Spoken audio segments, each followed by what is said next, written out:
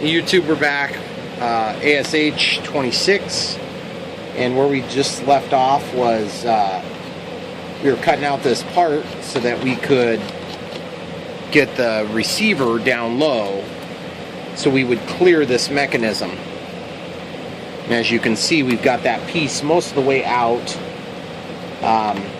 What I ended up doing to cut that was I had been using this hot knife, which is just an X-Acto knife, and instead of that I went to one of my handy dandy 20,000 shims, and I was able to heat this and then get a much better cut. Of course, we set off the fire alarm, which is always exciting at midnight for the kids. They love that. It's my favorite part of the day. So basically we've got that ready to go now, so let's try it for fit again.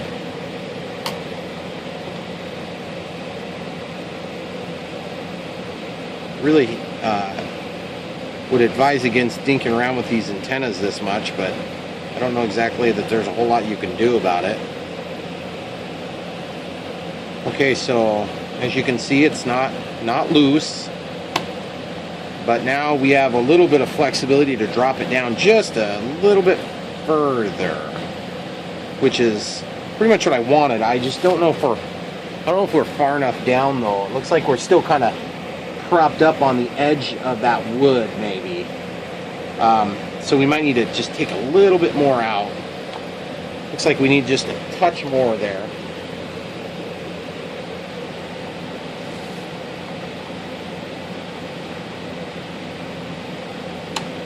Just gonna take that corner. I'm actually gonna grab a different blade. And this is the different blade. Rather than the standard, I think it's a number 11 blade from X-Acto. This is just a flat cut blade. You can kind of plunge cut it down, and then it's a flexible blade, so you can use it almost like a chisel. And that's what I'm doing here, is I'm just kind of riding down into that angle.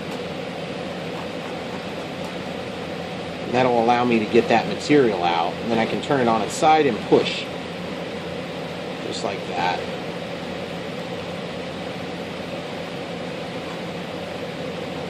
So I can plane that surface down.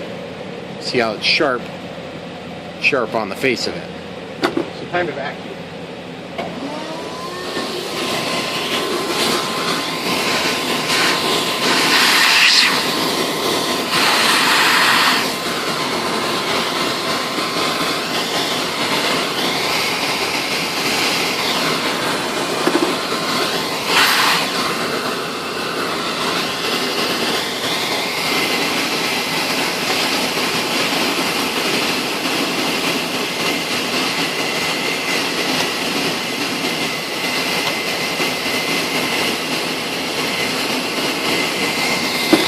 Okay.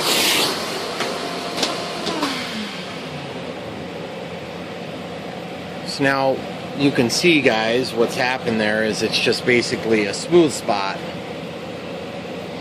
Now it's flush with all around it.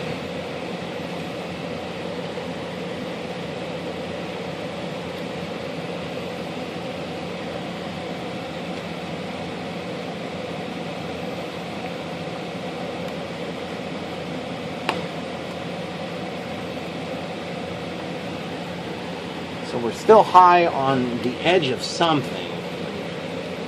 Struggling to see what it is. It feels like it's on this side. Oh, I know what it is. It's this this plastic portion actually is quite low, which protects the exit point for the diversity antennas on this Lemon RX 7-channel receiver with stabilizer. So what I'm going to do is I'm going to take a Phillips screwdriver, and I'm going to, I need something a little bit smaller than that. So I got a significantly smaller screwdriver here.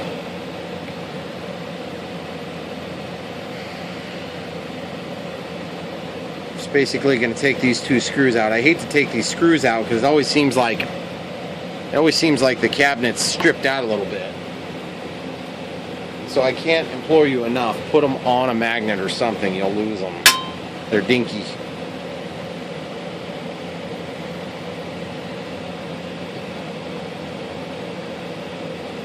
Okay, so once we get that undone, what we're going to be doing is we're going to be freeing, at minimum, the bottom portion of this antenna. We'll probably actually, we might even run one out this side and one out the other side. I haven't totally decided because I just realized we were going to have to do this. I've done it a number of times on these Lemon receivers, and usually it works pretty good. I had taped this one because it had a propensity to want to pop open on the end, which really isn't a super huge deal. You just tape it shut.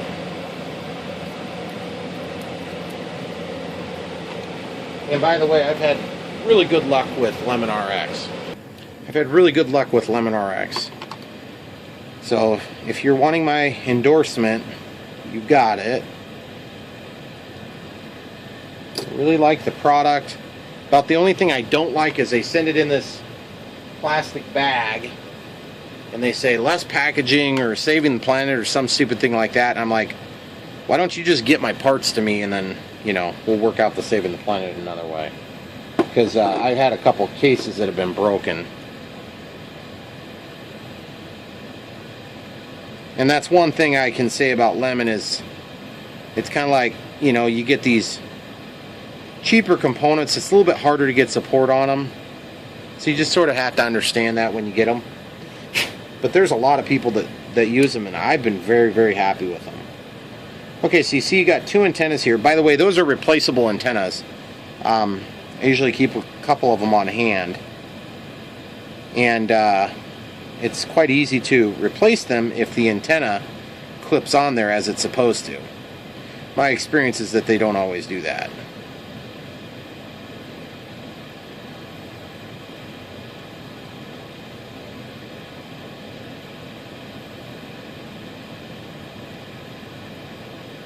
See how I'm just spinning that, guys? And I'm just visualizing where that's going to need to come out. And for practical purposes, what I'll probably do is I'll cut a channel right here, and then I'll cut a channel right here. And that should get us well out in front of that frame. So the existing frame can be chopped off, which, again, I've done this a number of times. This exit point, I don't care, it's gone. Doesn't really change anything, there's still a channel there. And then this one,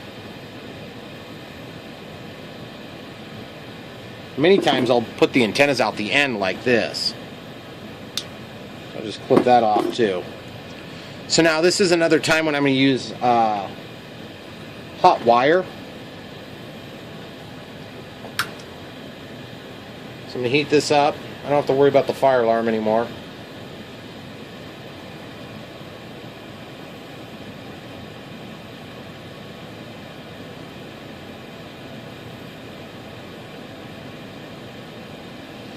Okay, so we got those channels cut. I'm not sure if you guys will be able to see that super good because it's just a very, very small part. But usually when I'm done melting that plastic, I'll take the knife and clean up the hole before I put those antenna through.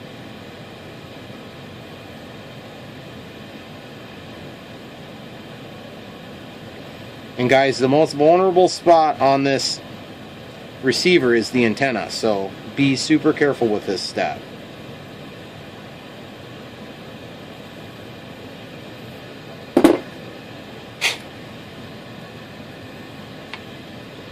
And you could just leave the whole freaking case out if you decided. It's not going to really hurt anything. It's just more a matter of your level of protection that you want to have. Plus this has the labels for all the, like what dip switches do what. And believe me, that comes in handy when you're trying to do stuff. Do stuff out at the field is what I mean. And you'll probably want to adjust stuff when you're out in the field. especially for your maiden. Okay, so now what I'm going to do is I'm just going to simply take and make a nice neat bend out the exit point. Then take a nice neat bend out the exit point.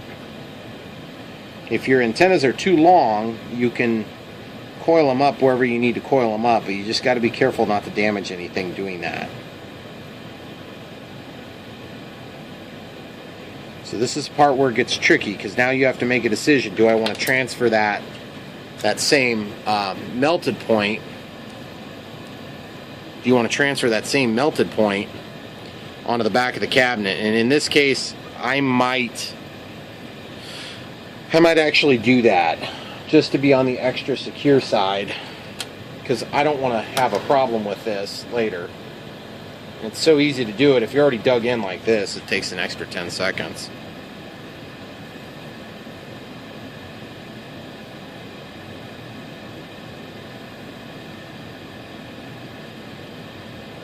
I didn't even have to reheat the thing. Well, that side didn't go very deep, so I might do a little bit more. Okay. That's super easy.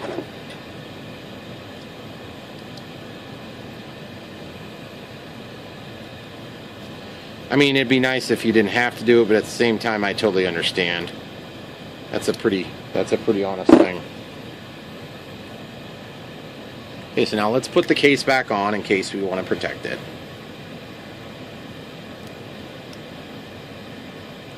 This is the bottom half of the cabinet now.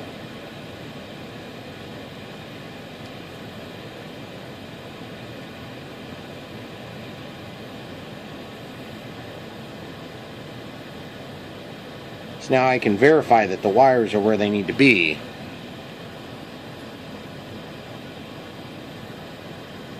As I'm preparing to put the top back on. And this will help to reduce the chances of pinching one of the coax cables, which are the antennas, of course.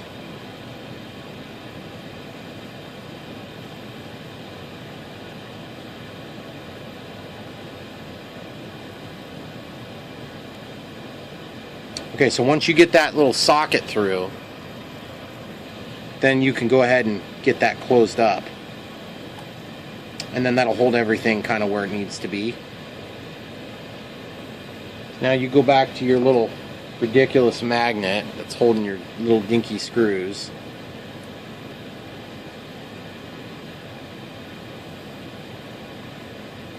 Go ahead and run your screws back in, and you're ready to rock and roll.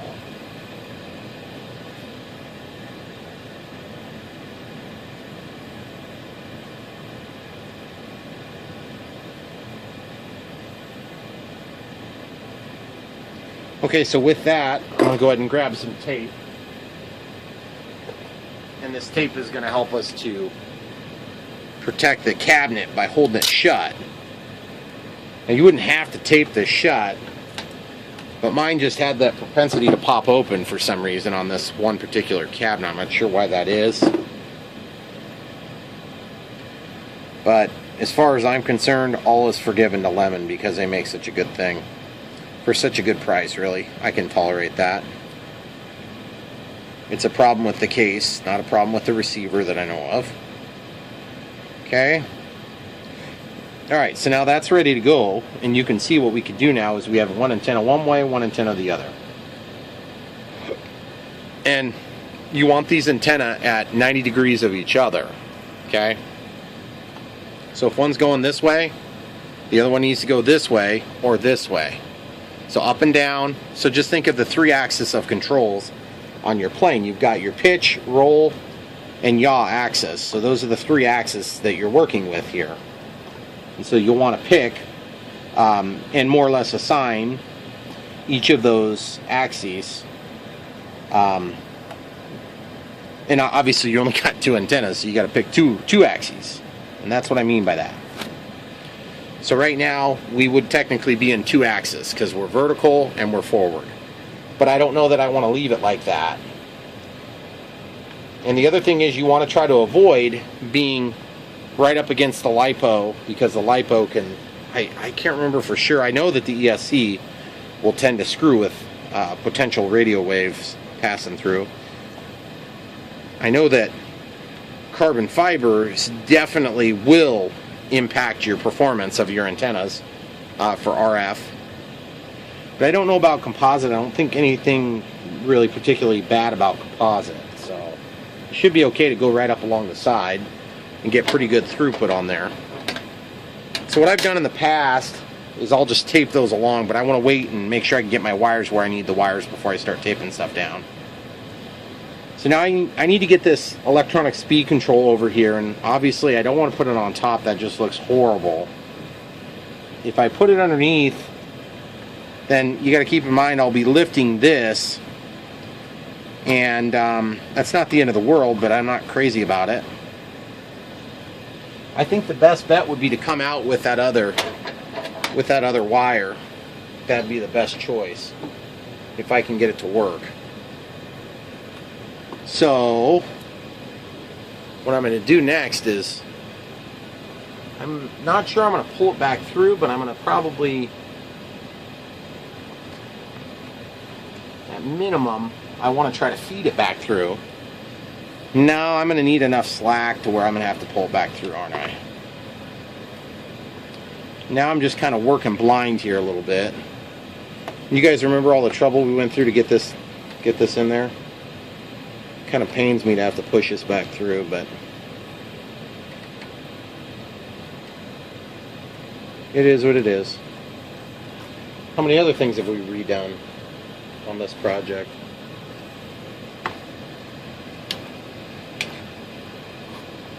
The plane of many redos. Now the objective here is to make sure I don't interfere with where the battery is going to lie, and that's very critical, because I need that battery to be able to slip back here. So I can do this a million different ways, of course, but I got to pick the right one. So we have, this is the landing gear, so it's actually coming from over here, of course. So I can actually bring that wire, it comes out this side of the servo and then comes around like that, and really I need that to be on the other side of the servo body. So I'm bringing my fingers down and just guiding it over. So now it's guided up, and that's pretty neat already. But it's phenomenal if I could control that better. Now one of these goes to the back. Yep, it's this one. And I kind of need to figure out how to get that on the other side as well, because that's coming into the triangle back here.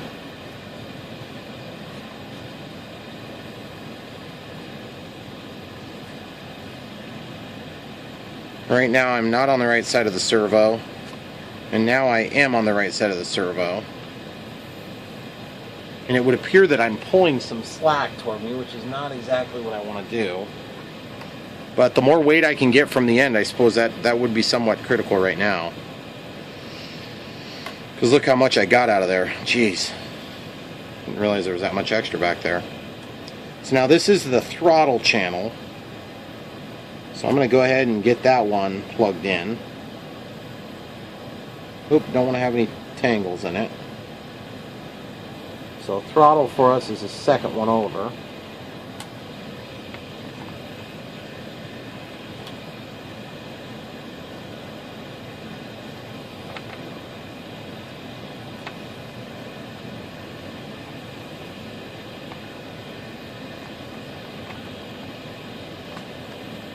Okay, so now I need to try to manage these cables. That's going to suck. So for this one, I'm going to double back.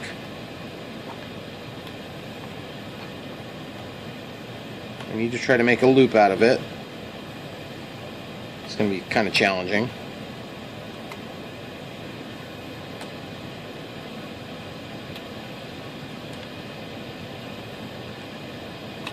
Okay. So now that I have that loop,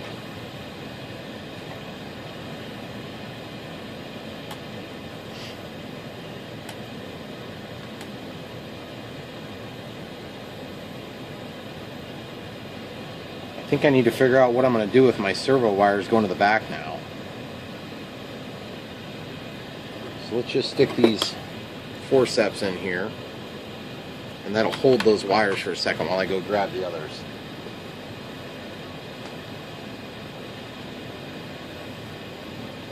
Okay, so I've got two different lengths of wire here.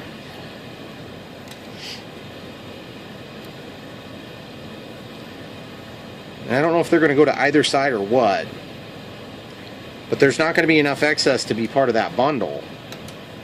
And then I need to label them before I send them back. So I think for now we should be okay to bundle that. Now on some of this wiring I've been using wire twisty ties as opposed to zip ties. Zip ties will be fine here.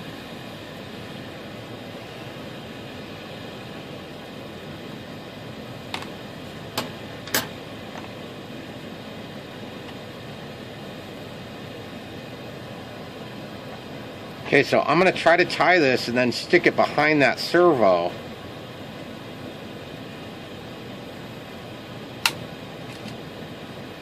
So I want my zip tie to be up toward the pivot point, up by the receiver in this case. So we got this nice little bundle now. But we need to have this zip tie far enough forward that I can make the bend, okay? Just like that. So now we'll go ahead and take our last couple of bites. And then we're going to slip this in to this little spot right here, which is just a hollow between the edge of the airplane fuselage and the edge of the servo. Okay. It's not a very big place. In fact, we may not even be able to fit in there. And if we can't, it's not the end of the world. We'll just have to figure out a different spot. I just had hoped that we'd be able to get in there.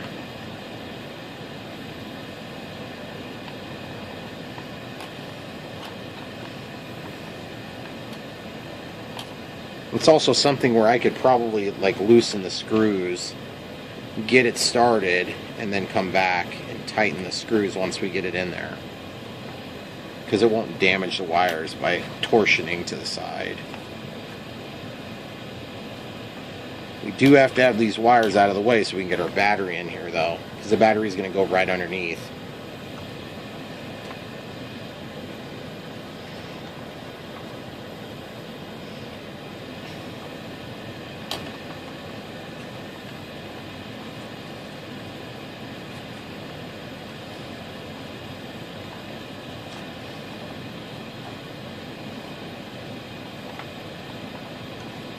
Feels like it's kind of going, it's just going slow because it's running up against that fiberglass that's got texture. Okay, so not 100% sure how I'm going to force that in there anymore. But let's check for the battery real quick while we're kind of at this spot. So you got the battery, should be able to go basically with the label up, okay? So just sliding it in. Just like this. You can see we've got a little bit of resistance here. I mean, I can actually open this up a little if I wanted, but on the fiberglass, but I'm a little reluctant to do that. See, I'm dropping down in, but wait till we've got a little bit of puffing going on. Not crazy about the way that fits, guys, but it is in there.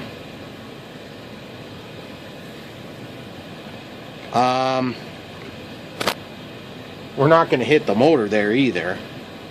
There's just too much crap going on. It can't move forward far enough to hit the motor. I don't think so. Oh, now I'm rounding in the motor. So really, that's as far forward as we could possibly get it. Just out of curiosity, how bad is the CG right now? I really got to see this.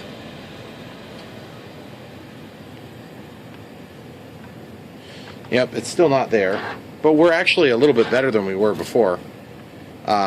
We still have to add some dead weight, but we knew that. Nothing unexpected there. As of late, that is. See, and there's the other problem is, since this battery is fairly slick, it's quite challenging to then get this out without putting a bunch of nasty pressure on this lead. And that's a recipe for destroying your batteries. I mean, you're not going to destroy them on the first time, I hope. But it's not impossible that you would. I don't think you will. Okay, so really, honestly, these wires need to be somehow tied up in another spot so that they're out of the way. I don't think my plan worked there, so we'll have to probably put them up above, which I don't like that either, but it's better than the alternative of having the battery binding all the time. And to be honest, it's not that horrible. I just want it to be prettier. Okay, so now, if we're more or less satisfied with that, which I am more or less satisfied with that, we need to try tucking the battery in again. And the other thing is we'll need some way of affixing this into that position. Plus then we've sort of compromised the position we wanted for the antenna. So the antenna is probably going to go through to the back, because this antenna needs to go somewhere so it's not right next to a bunch of bundle of wires. That would actually probably work okay. Except I'd rather pass through that little protective guard. Except if that's where our signal wires are going from the ailerons, which would be a pretty darn good place to go. Okay, so this one goes to aux 1. You see what I'm talking about, guys? I don't know. Man, that's kind of tempting right now.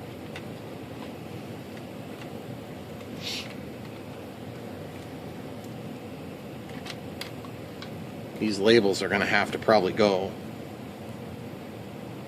because they're just too much of a pain in the butt.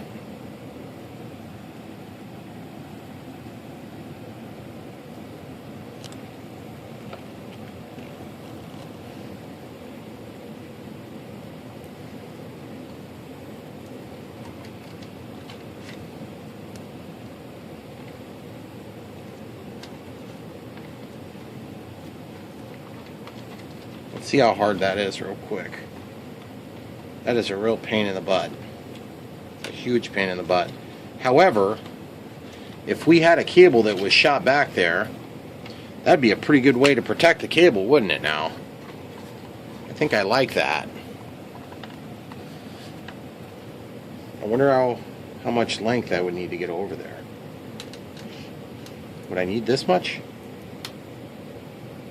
This one's aux 1. So aux 1 is over here. Okay. So I'm going to have to tape that and label it real quick.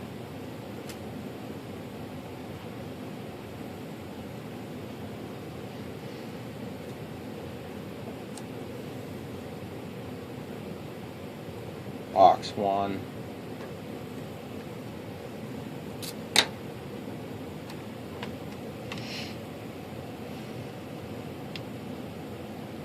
Come on, please say you can fit.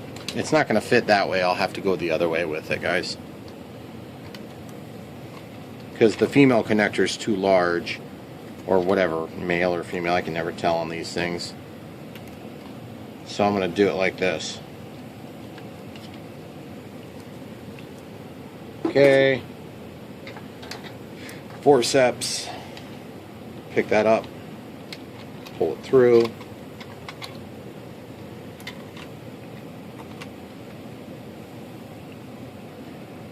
Let me go and land this thing right there.